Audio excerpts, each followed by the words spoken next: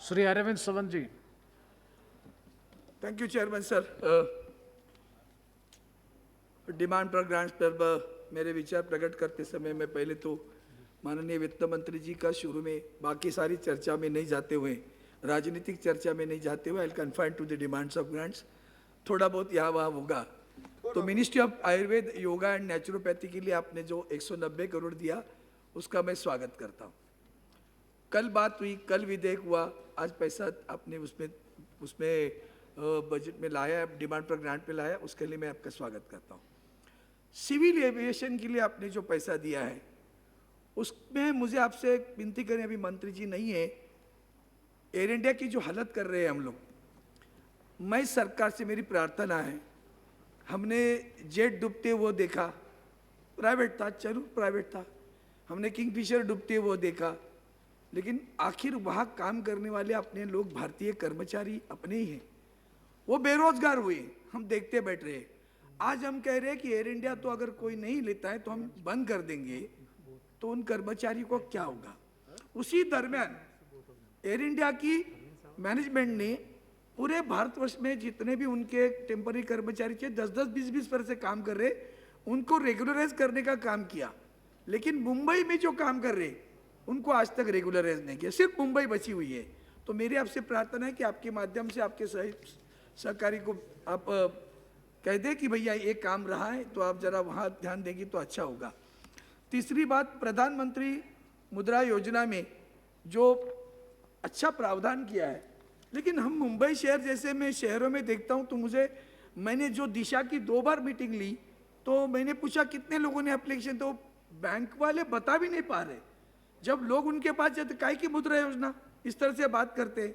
मैं आपका ध्यान आकर्षित करता हूं कि इसको आपको खास करके डाटा उनसे मांगे कि भैया राज्य में तो बताओ, महाराष्ट्र राज्य में कितना किया, शहर बड़े शहरों में कितना किया, ताकि हमें उनसे अनेक लोगों को उसकी मदद मिलेगी। अब अपने primary ministry of health and family welfare के लिए अच्छा प्रावधान किया कोविड में। अनुराग ठाकुर जी की जो बात की थी उससे मैं सहमत हूँ। आपने कहा कि देश कोरोना के लड़ रहा था तो लोग राजनीति खेल रहे थे। मैं आपसे प्रार्थना करता हूं कि आपकी पार्टी वहाँ विपक्ष करके वही राजनीति वहाँ भी खेल रहे, तो उनसे ज़रा कहो कि भाई वहाँ की सरकार कोरोना से लड़ रही। कोरोना का संकट सिर्फ मुंबई महाराष्ट्र नहीं है, सबसे ज़्यादा अफेक्टेड कोरोना से कोई है तो महाराष्ट्र है। और आप भी जानते हो कि ऐसी स्थिति में भी महाराष्ट्र ने इतना अच्छा काम किया, मुंबई में इतना अच्छा काम किया, तो WHO ने उसको सराहना की है।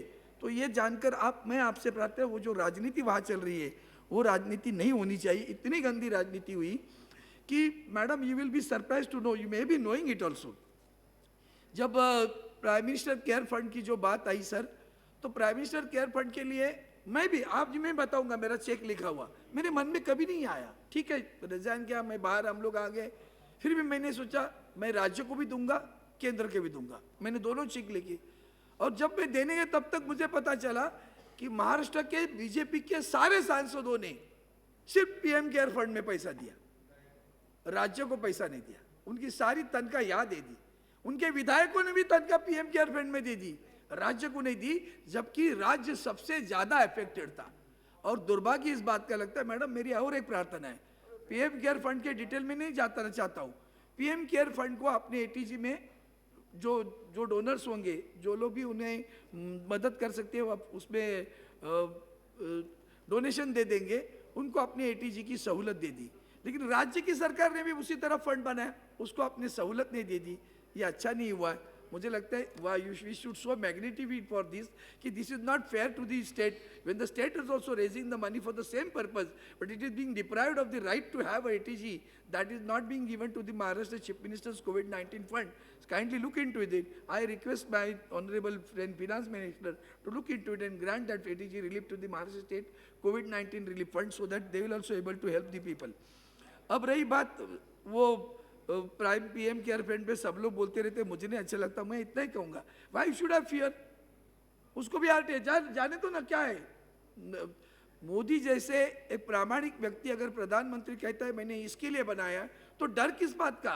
आने दो, लोगों को आरटीआई में जानकारी चाहिए, ले लो भैया, इतना पैसा आया, हम इसके लिए इस्तेमाल कर रहे हैं, क्या डरना है? उसमें डरना नहीं चाहिए मुझे लगता है। और उसमें और एक बात रही है आपसे, जीएसटी के 22,000 करोड़, महाराष्ट्र के राज्य सरकार के 22,000 करोड़ रुपए अभी मिले नहीं हैं। आप जरा उसको प्राथमिकता से दे देंगी तो बहुत बहुत भला होगा, ये मेरी आपसे प्रार्थना है। वही कोविड के लिए हमें भी वही तकलीफ होती रहती है। अब आ गई बात प्रधानमंत्री गरीब Kalyan Yojana, ministry of labour के लिए अपने पैसे रखे, पेट्रोलियम के रखे।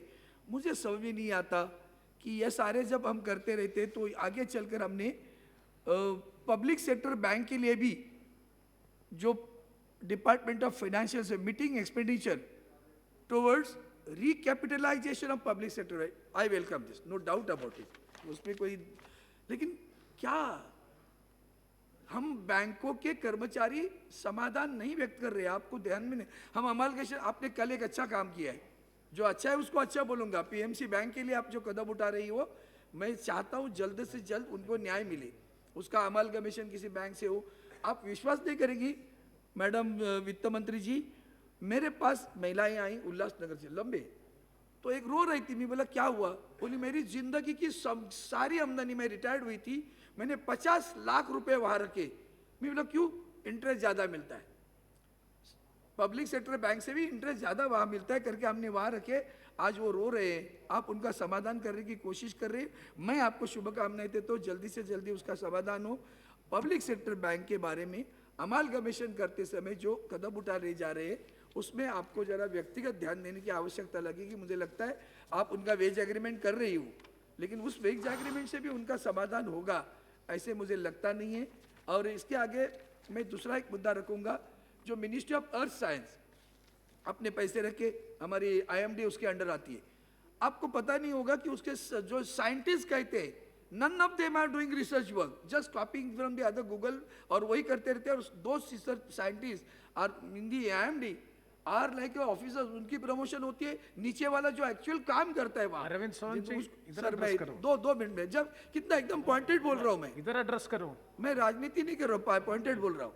इसलिए मैं आपसे प्रार्थना करता हूँ कि आईएमडी के जिस काम पे ध्यान देने की आवश्यकता होगी। Yes, ministry of housing and urban, madam आप जानती हो, एक एकदम कैटेगोरिकल विषय बता देता हूँ मैं। आपकी सरकार को यह मत समझना विपक्ष, कोई सूचनाएं हैं जो आपके लिए स्वागतार्ह है।